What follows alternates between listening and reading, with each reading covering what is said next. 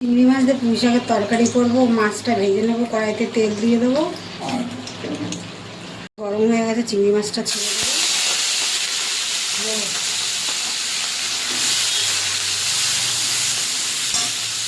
চিংড়ি মাছটা ভাজা হয়ে গেছে, তুলে নেবো।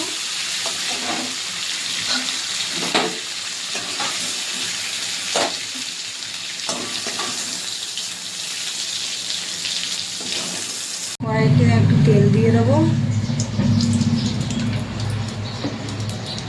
গরম হয়ে গেছে, একটা শুকনো লঙ্কা ফাটিয়ে নিয়েছি, ওটা দিয়ে দেবো। ফোড়নে 5 ফোড়ন দেবো, তেজপাতা, আলুটা দিয়ে দেবো। সমস্ত সবজি, বেগুন, আলু এগুলো সব দিয়ে দেবো একসঙ্গে।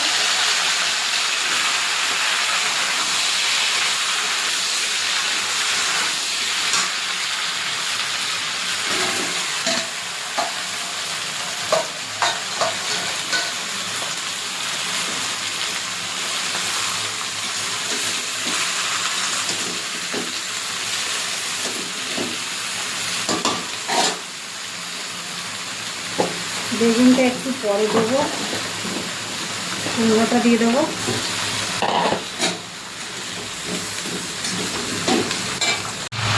স্বাদ মতো নুন দিয়ে দেবো, হলুদ দিয়ে দেবো, আর এখানে জিরে ধনে বাটা আছে একসঙ্গে দিয়ে দেবো।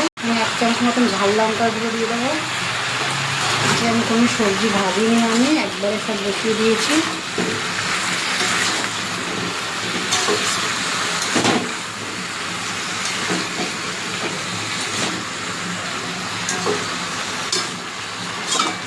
চাপা দিয়ে দেবো, চাপাটা তুলে এবার বেগুনটা দিয়ে দেবো।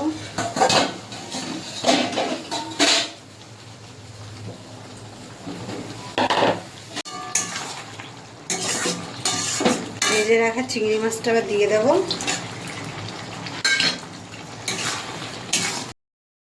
শাকের তরকারি হয়ে গেছে, এবার নামিয়ে দেবো। বন্ধুরা দেখো হয়ে গেছে, চিংড়ি মাছ দিয়ে পুঁই শাকের তরকারি করেছি। একবারে সব সবজি বসিয়ে দিয়েছি, আমি কোনো সবজি ভাজিনি আলাদা আলাদা করে।